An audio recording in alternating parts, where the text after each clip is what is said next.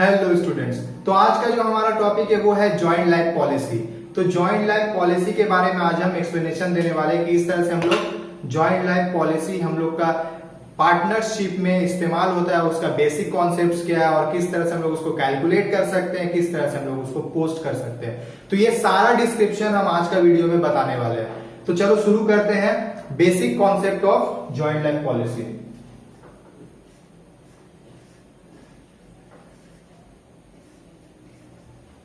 Joint life policy.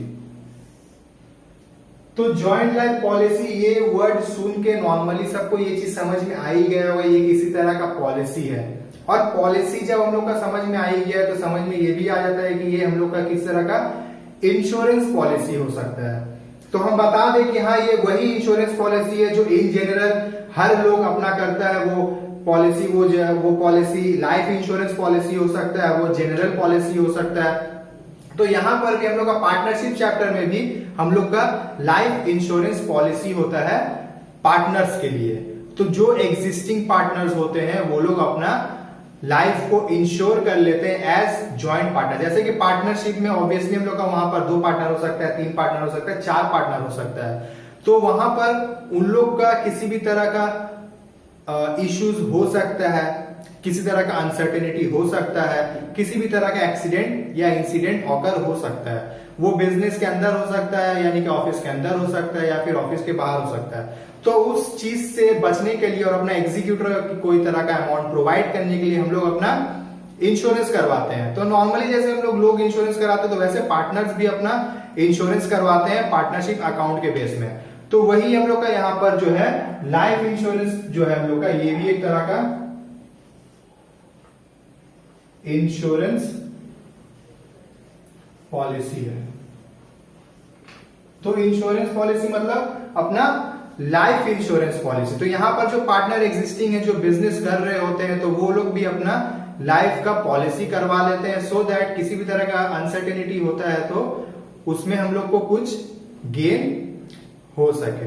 तो obviously हम लोग को यहाँ पर जब पॉलिसी करवाए तो हम लोग को प्रीमियम देना पड़ता है, और वो पॉलिसी डिपेंड करता है कि पार्टनर्स कितने साल का पॉलिसी ले रहा है। वो 5 साल का हो सकता है, वो 10 साल का हो सकता है, वो 15 साल का हो सकता है, वो 20 साल का हो सकता है। तो ये मैटर करता है, पार्टनर्स का खुद का पर्सनल मैटर है, तो हम लोग वहां पर नहीं घुसेंगे। तो बेसिकली हम लोग का अकाउंटिंग मेथड में हम लोग जो पॉलिसी का ट्रीटमेंट करते हैं हम लोग उसके ऊपर में आ जाते हैं। तो सपोज एडमिशन चैप्टर का अगर हम लोग बात कर रहे हैं यहाँ पर, तो हम लोग पहले एडमिशन चैप्टर का बात करें। तो एडमिशन चैप्टर में जॉइंट लाइफ पॉलिसी जब हम लोग का अपीयर होता है तो यहाँ पर दिखाता है कि हम लोग जब एडमिशन का सम देखते हैं तो वहां पर एडजस्टमेंट में कहीं पे लिखा हुआ रहता है कि पार्टनर्स ने जॉइंट लाइफ पॉलिसी कराया हुआ होता है और उसका ये सम इंश्योर्ड वैल्यू है और एक सरेंडर वैल्यू दिया हुआ रहता है। तो इस तरह का एडजस्टमेंट जब किसी सम में दिया हुआ रहता है तो हम लोग को उसमें क्या करना चाहिए। तो सम में हम लोग यहाँ पर एडजस्टमेंट में प्रोवाइड किया हुआ है कि जॉइंट लाइफ पॉलिसी का इंफॉर्मेशन।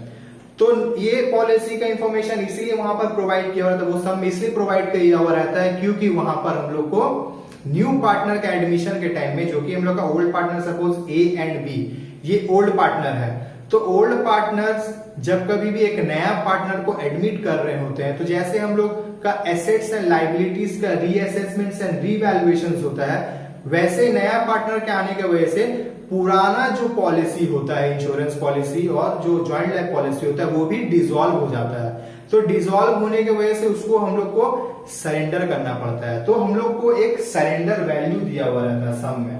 तो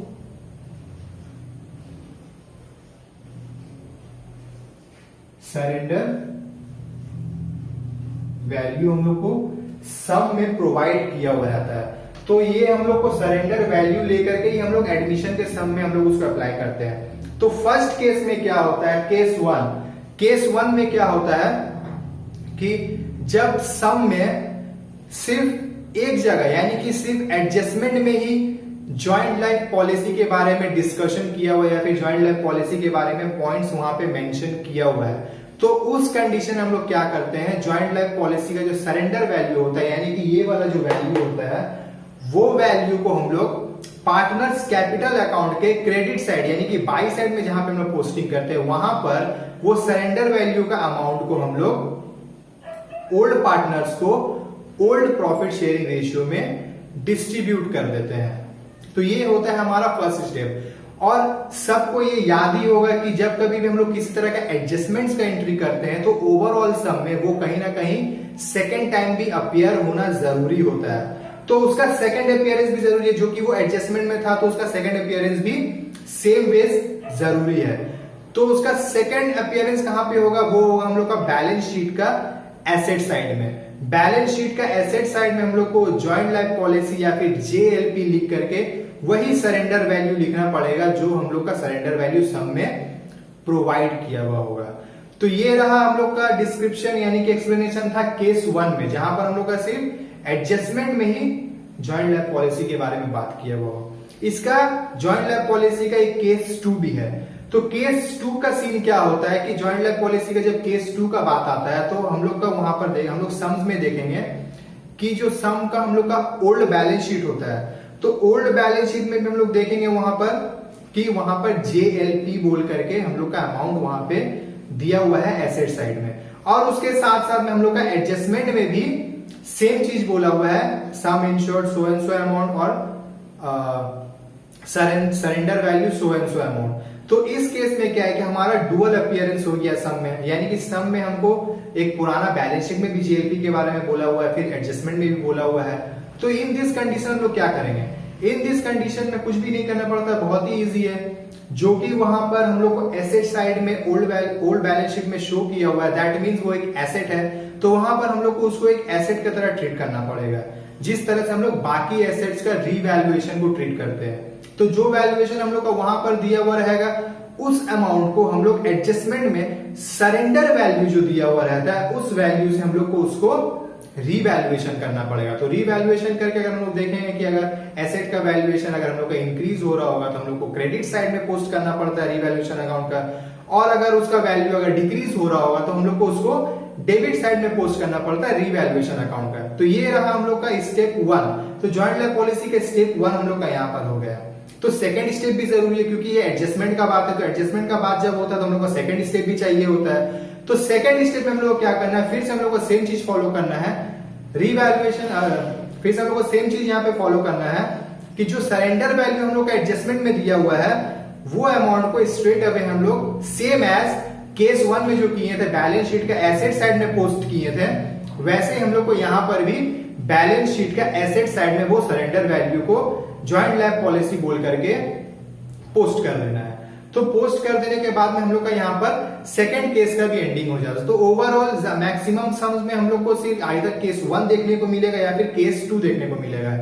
इसके अलावा आई डोंट थिंक कि किसी तरह का केसेस सामने आता है। तो मैक्सिमम सम्स यानी कि 99.99% सम्स में हम लोग का इस तरह का केसेस को देखने मिलता है। तो अगर इस तरह का केसेस अगर तुम लोगों के सामने में आता है तो इस तरह से यानी कि मेरा बताया हुआ ट्यूटोरियल के हिसाब से तुम लोग फॉलो कर सकते हो, और फॉलो करके देखो तो होपफुली तुम लोग का सम्स का आंसर मिल जाएगा और मैच भी हो जाएगा।